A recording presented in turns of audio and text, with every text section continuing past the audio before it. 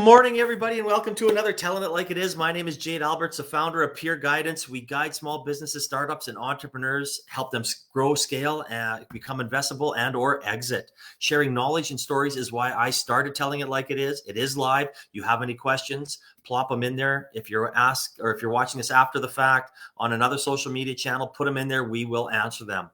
I would love to thank Bitvo, my newest sponsor.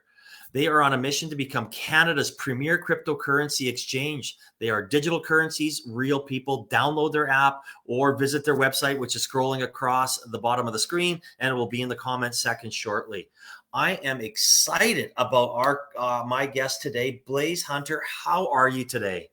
Fabulous. Thank you for having me on. How are you today? I am outstanding. I'm going to throw this. And you're calling in from the beautiful Vancouver Island. You used to live here. You're one of the lucky ones that get to move out to kind of paradise. So how's that been?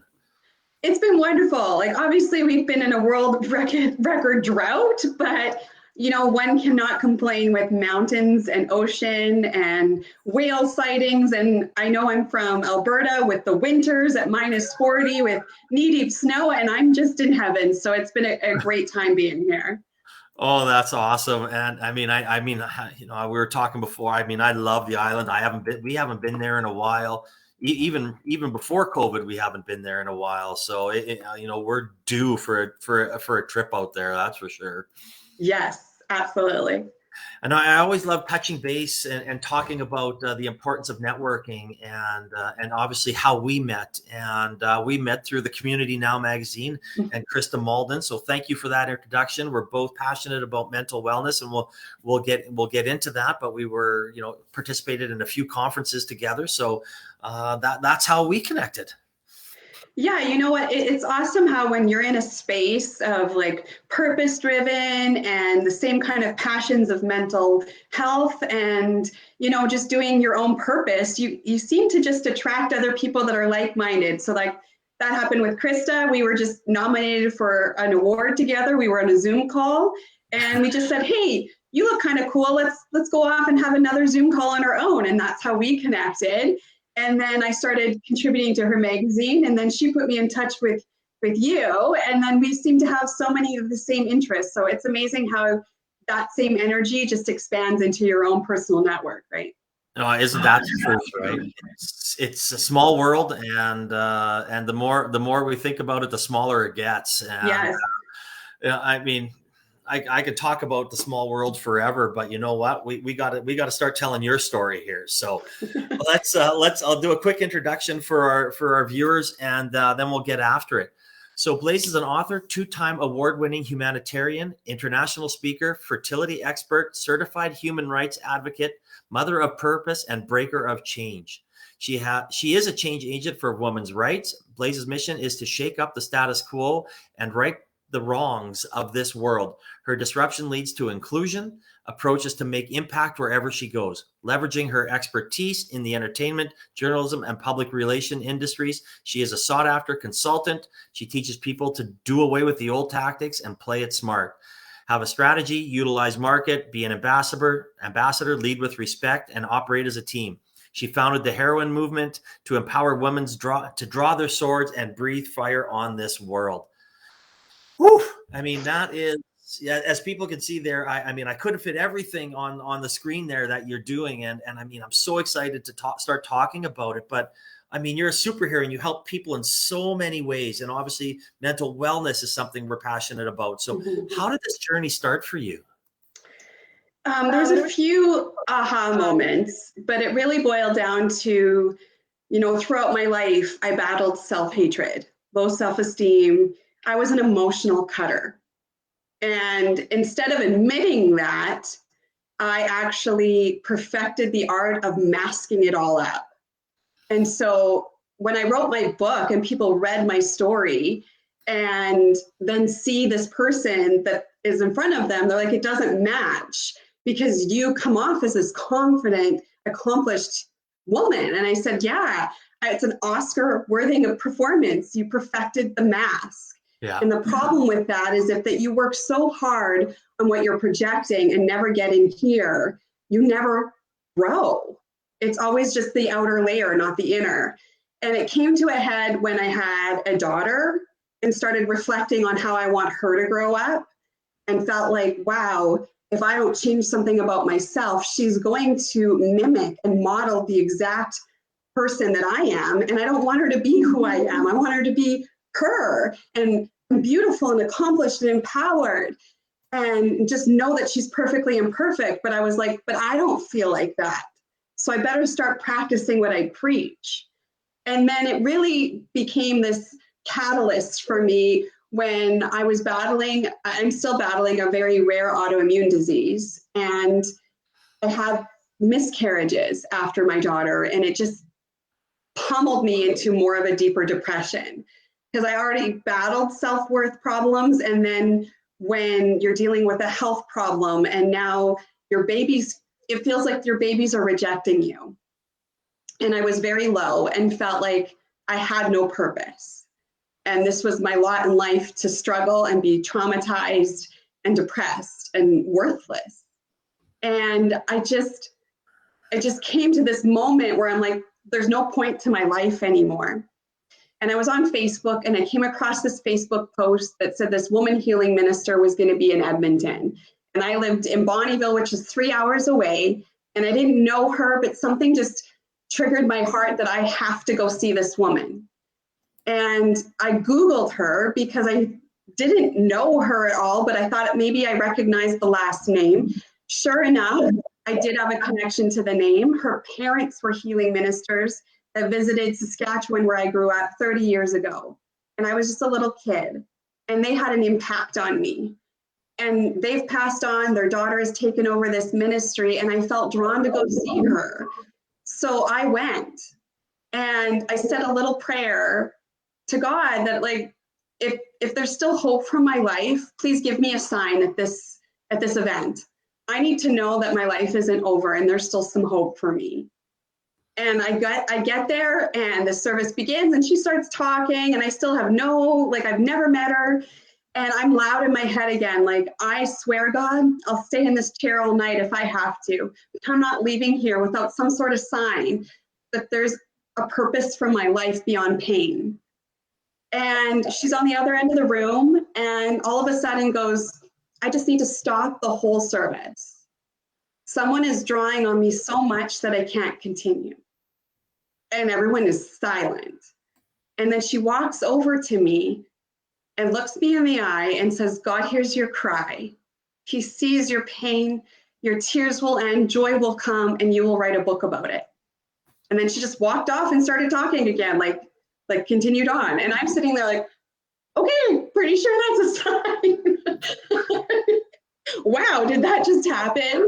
So I left that service, and that was 5 years ago, injected with some new hope that there was purpose for my life, and my life wasn't over yet. And it was like that one thing which leads to the whole disruption mentality. It disrupted the depression and changed the trajectory of my life. And from that moment on, I've been my own superhero and never looked back.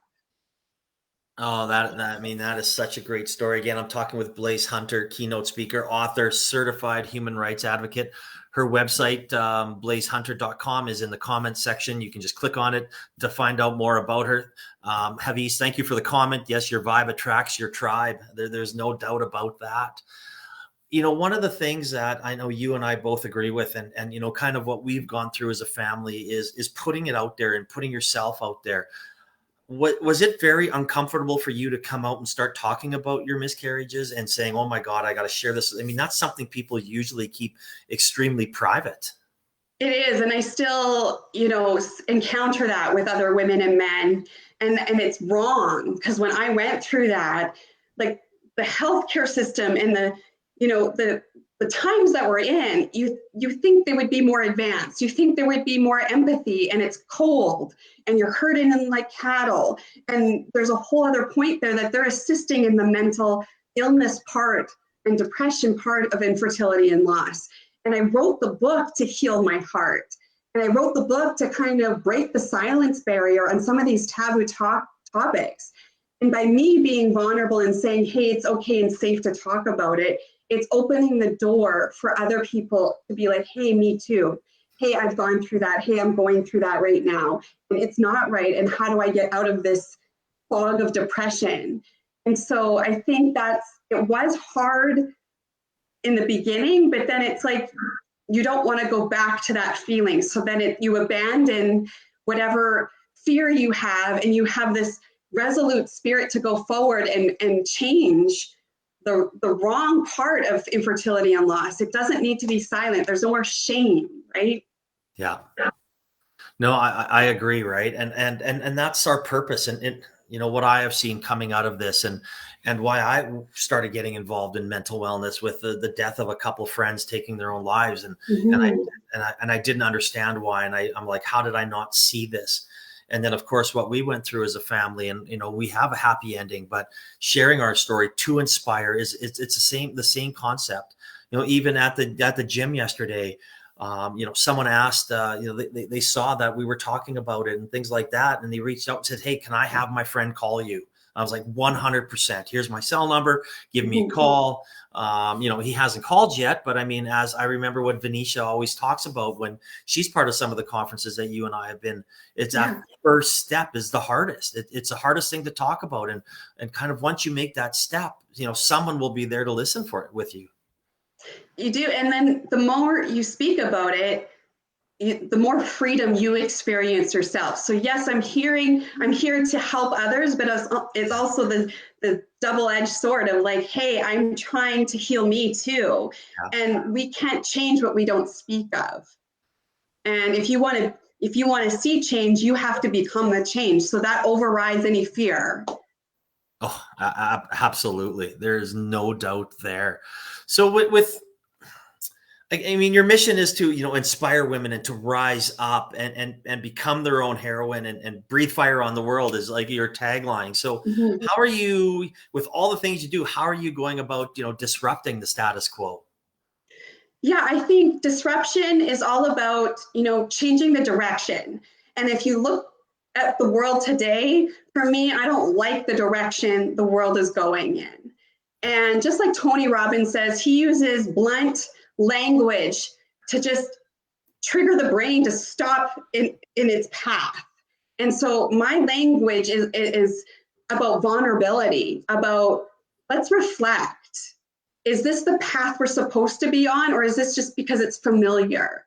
And I think humans get caught up in surviving and reactive instead of responsive. And we're always triggered, and we don't even know it's a trigger. We just feel like that's the way we're supposed to react, knee-jerk reaction. And understanding what is our trigger and why do I feel this way, and is this the right response? And so disruption is really about reflection, about changing the course and being the driver, not the passenger. Because when you're in your reaction mode, you're the passenger of your own life. You are prisoner to your own emotions. So disruption for me is all about getting back in the driver's seat and allowing me to choose which direction I want to go for my life. I love that quote. Disruption is about deflection. That is something that absolutely resonates with me. I mean, I absolutely love that. And I mean, and you're doing this through on multiple platforms, right? I mean, you've written a book. Mm-hmm. You were well, I mean, like most of us with with kids, kind of the summer was a little bit wonky and no camps and things like that. So you said you had to take time off, and you're gonna continue your second book right now. And of course, you have your podcast and you're a human rights advocate. So your keynote speaking was obviously put on hold. So how does this all how do you work all this? How do they kind of play into the Blaise Hunter brand? Yeah, like I'm the accidental CEO, because when I wrote the book, it was literally just to help me heal. There was no concept of a business of Blaise The Trail. It was literally just like, how do I get myself through the fog and be my own hero? But then it organically unfolded where I inspired myself and inspired others. And then I was angered that all these people came out of the woodwork and they're all feeling the same thing, and we're not actually invoking change. So it was just like, it triggered something inside that like, okay, you can't be a bystander anymore. You can't just complain that the system is broken. You actually have to fix the broken system. And so that kind of just fired me up. And it's amazing when I step on stage and I breathe fire and I give it my all. And they're like, aren't you exhausted? And I said, actually, it's the one thing that's healing me. It's the one thing that's energizing me because I've tapped into something, right?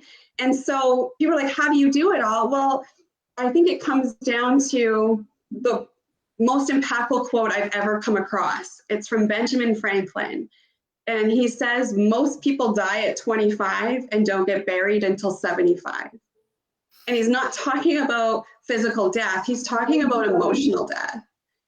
And because I battle a rare illness, I have faced death, physical, and I've been depressed and I've faced emotional death.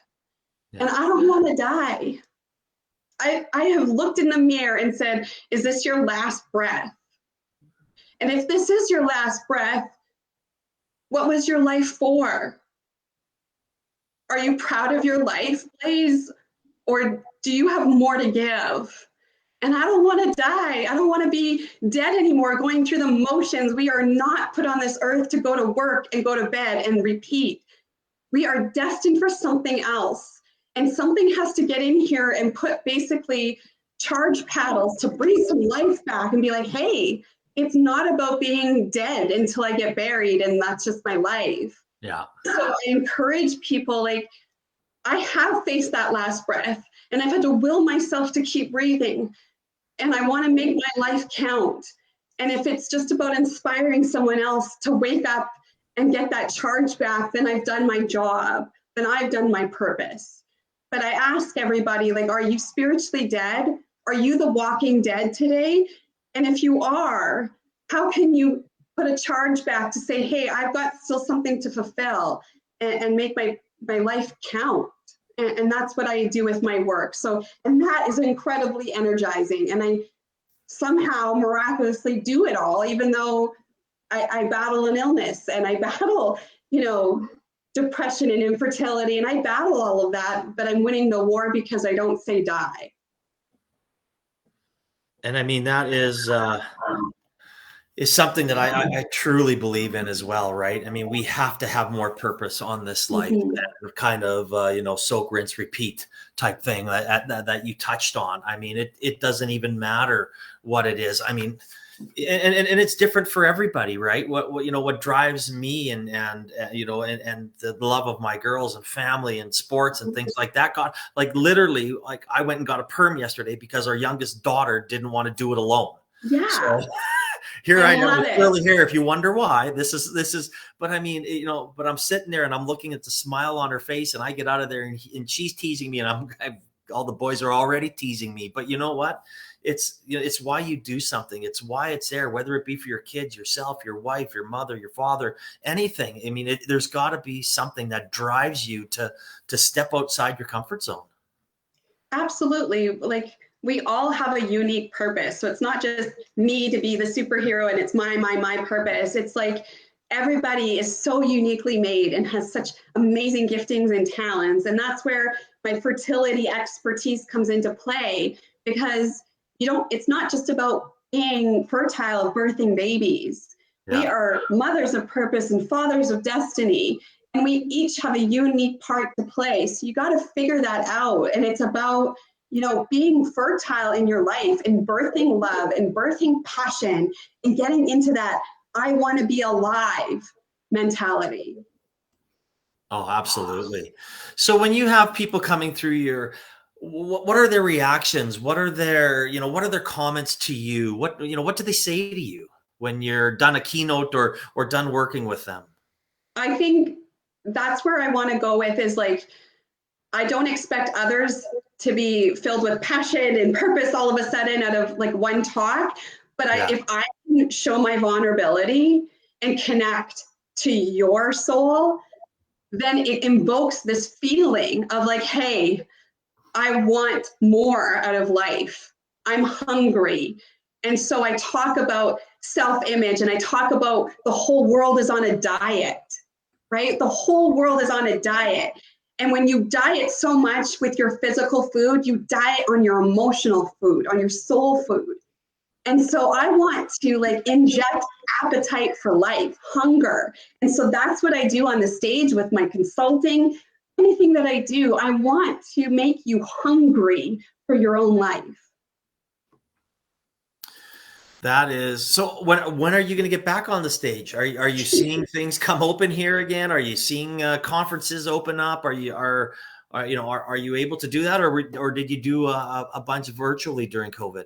Yeah, I've done a lot virtually, even just because of this next wave. Still, things are uncertain. I did get booked for October in Edmonton. The library is doing an amazing feature on infertility and loss. And they reached out, so I'm going to be one of their keynote speakers to talk about infertility and loss and really how can we still be fertile in a barren season. So I'm excited to be speaking. It's going to be online because I'm obviously in BC here, but again, like there's still more things coming up. It might be a mixture of online and in person, and hopefully we can keep doing that. Oh, that's awesome.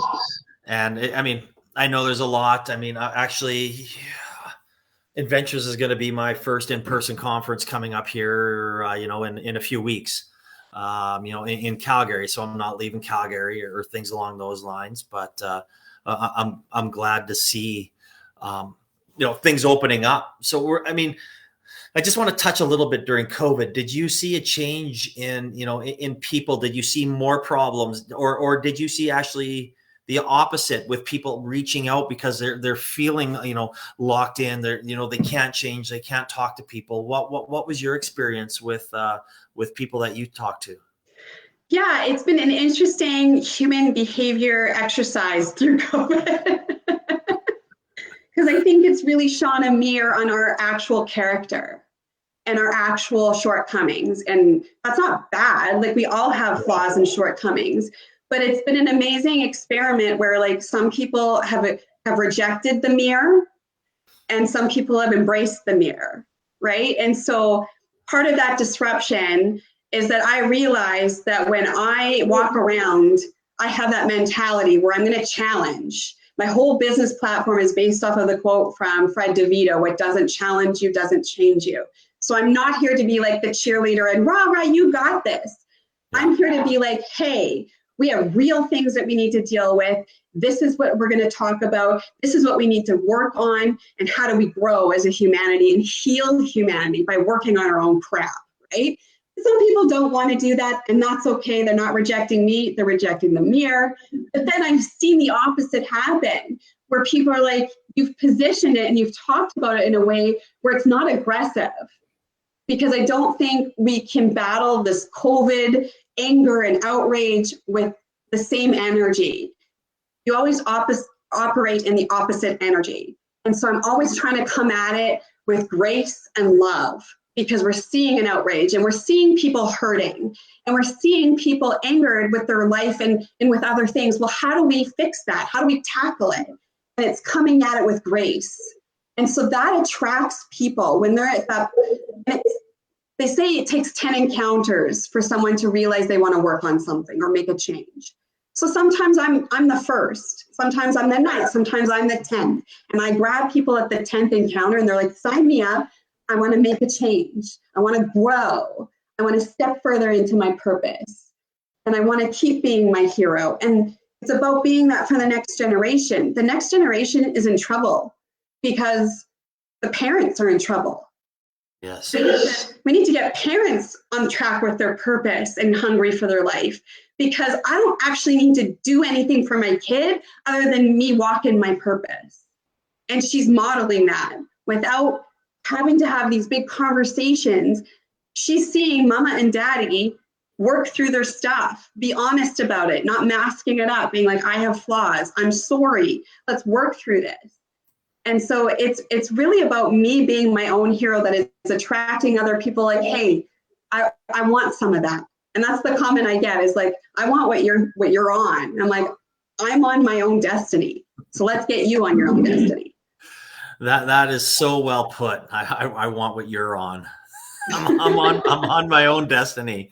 I mean, not too often do I sit there and actually literally write down quotes during a thing here. So when I'm looking down, I was like, oh, okay, well, I mean, these are things that are just, that are so inspirational, and I love it that you put yourself out there. And anybody that puts himself out there and makes himself vulnerable is a superstar or superhero, as you say it, in my eyes, because it's not easy. It's not comfortable to talk about something that's affected your life extremely tragically, and is always very personal. And so, I mean, as I say, thank you for that, and inspiring people out there. Speaking about inspiring, what is next for you? Like you said, I'm writing my second book, and it's about communication, because as a humanity, as a human race, we solely rely on communication to function in this world, yet we're horrible communicators. So I really want to dive in of the art of communicating with ourselves, communicating with our partners, our children, communicating with your employers and your employees, your coworkers, your friends. We don't really often have all of that all in one source and all in one book or area. So I really want to dive into all these topics in separate chapters and really understand how do we communicate with men and with women, and really realize how we're sending and receiving messages, just like in text messages. Send, receive, read. You send it one way and someone reads it another way. And how do we find a way to coexist with that? So that's the big thing I'm working on, as well as I'm, still battling this illness. So I'm starving my disease, and that's the goal. The goal is not to be some influencer with 10,000 page likes. The goal is to starve my disease and be healthy. And I'm committed that one day I'm going to walk this out. And one day I'm going to wake up and not need meds and not struggle to breathe. And one day I'm going to wake up and birth my second baby. So that's the goal. I mean, what a great goal. And Wendy just put up a comment, and I can't agree more with her. It's so inspiring. And this is one of the, I've got goosebumps, right? Just because of, our conversation here today, and obviously other people do. So I can't thank you enough. And for sharing, as I said, and I'm always sad when these conversations come to an end, but I want to kind of put a little twist on our last question, and it has always been the same, but I want to make this a little more personal and rather than business like as they always are in the past. So, if you had one piece of advice for somebody to bring out their superhero, what would it be? Your pain is your purpose. So people walk around and I don't know what my purpose is. I don't know what I'm supposed to do. I'm not inspired. I'm not really good at anything. And what is pain? Because sometimes it's your physical, emotional pain. Yes. I've been through trauma, and that has become my purpose. But what is the pain that it could just be a problem you see, like a contraption, like something on your phone that's a problem that your mind wants to help fix. So that's the key right there, is what is the problem that can be my part of my purpose, whether it's my work or just something I do on the side that is a passion, but you can always turn that problem into your pearl. So you've got to lean into that energy of anything that's a problem or a pain for you and turn it around, just like the oyster. That grit comes in, it's a parasite. It's not some sand. It is a parasite going in there to attack and end the life of that oyster. And what does the oyster do? It doesn't clamp down and be like, no, protect me. I don't want to feel any pressure, no pain, no problems, right? I don't want to feel that I'm going to run. It opens wide and it says, come in, little fella. I know what to do with you. And it coats it with a special liquid. And it coats it over and over, and that parasite is still there. And it's not like poof, overnight it becomes its pearl. Over and over and over, I'm not giving up. I am willing to fight for my own life. And all of a sudden, it turns into its pearl. And that's the purpose of an oyster. Wow. So whatever pain you're experiencing, whether it's emotional, mental health, if it's physical pain, if it's financial pain, business pain, how can I turn this? It's there for a reason. It is my gift. So how do I turn it around and push it forward and let it be part of my purpose, not run from it? That's, again, I don't know how many inspirational examples have come out of here, but that's a first, taking an oyster example and showing how you can turn a parasite into a pearl. I mean, that is just right.